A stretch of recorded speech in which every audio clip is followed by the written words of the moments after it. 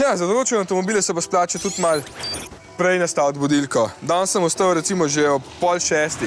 Pa sploh ne za avtomobil, ampak za Ferrarija s fračo, kot ga je v šali poimenoval en poročnik Slovenske vojske.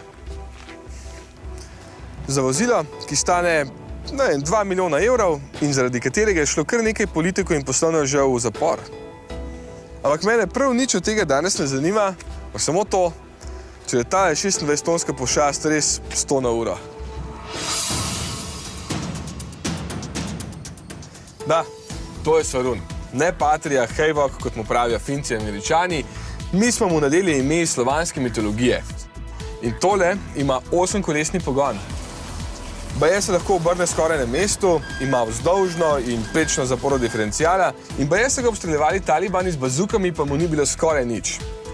Čeprav ne vem, če bi si upal sporovati tole. No pa poglejmo malo drobovje. Naša vojska ga ima v 2 izvedenkah. Tisti tamle je poveljniško vozilo, tole pa pehotno bojno vozilo.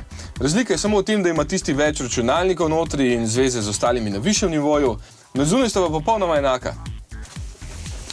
Posadka so 3. Poveljnik, namerilec, voznik. In tukaj v tem izkrcnem delu je potem še 9 članov pehote, torej vse skupaj 12. Ja, pa zelo nizek strop, sploh čelada je tole kar. Aha, tukaj se najlepši vid oklep. Zunanji del ima 10 do 20 mm, potem sta pa še 2 plošči, tako da vse skupaj v 3 slojih. Kar me vedno najbolj zanima je seveda motor. 6-valjni vrstni dizel je od Scanie, prostornina 11.700 kubikov, največja moč pa 405 kW, torej okoli 540 konjev, nekje v rangu BMW-ja M5. Ja, samo da ima ta 2080 Nm navora. Pa 8-kolesni pogon, to sem že povedal, pa kombinirana uporaba okoli 55 litrov na 100 km, kar je nekje 3 do 4 krat manj kot tank. Ne moram nehati številkam. Evo, se postavim takole zraven, da bo bolj očitno. Dolg je dobrih 8 metrov, širok 2,8 in visok 3,2 metra. Posoda za gorivo meri 421 litrov, brede pa lahko po 2 metra globoki vodi. To je nekje do tukaj. Ma je totalno hud na terenu, ampak ne verjamem, dokaj ne vidim s svojimi očmi.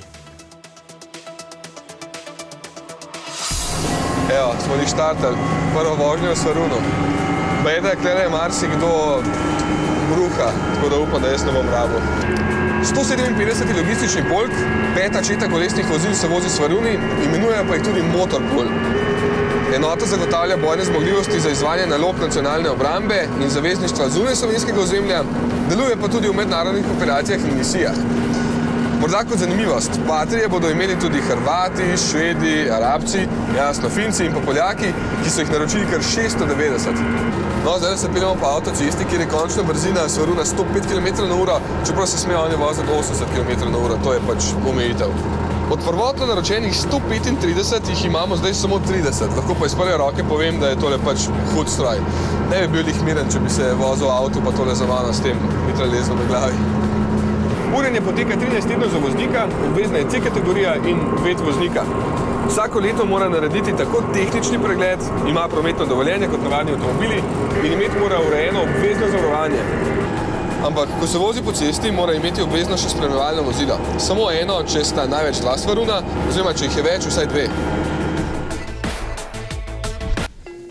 Jasno, tako kot dirkalnik v mestu, Svarun ima kaj iskati na cesti, ampak tule. Prepreke, skale, blato. To je to. Na bojišču nihče ne pripravi terena, da bi se lahko po njemu vsi lepo in udobno pripeljali, ampak ga naredi čim manj prehodnega. In Svarun je tisti, ki naj bi svojo vsebino, jasno vojake, pripeljal čim bolj varno. Znači mu treba za volan, če ga ima. Ti tole ni tako, kot vsak avto hoditi noter.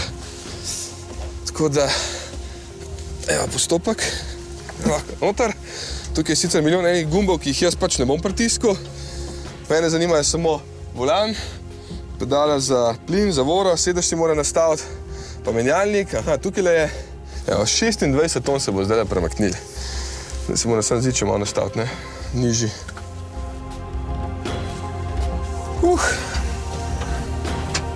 Ok, stol sem si nastavil, torej damo kontakt, držim brenzo. Evo, smo vžgali, spustimo ročno, po tretjo O, mate, tole je pa široka zadeva.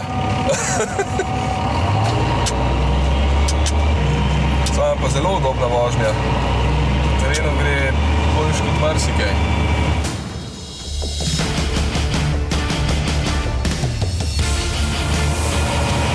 Izgled je dober iz vozila, da se čuti masa, ampak tudi prestav precej lepo, tako kot kakšen tovornjak. Evo, zdaj je, kakšno lahko, že. Ja, neverjetno požira tele nerodine. Gas, pridemo ven. Evo, mater to vleče.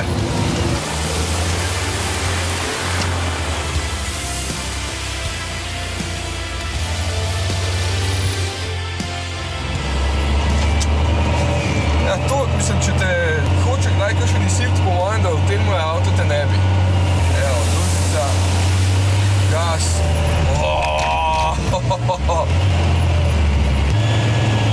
Tole pa je zalil.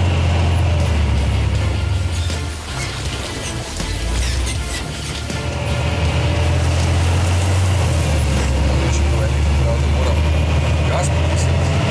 Se da počas spila, pa ponovno dnevih to moja navada. Se pogovarjam tudi z višjim vodnikom, majčkam pove, kako se smem voziti, tako da ti si ves čas v bistvu tukaj sam v tem prostoru, potem je zadaj posadka in ti mi lahko komuniciraš samo preko radijske zveze.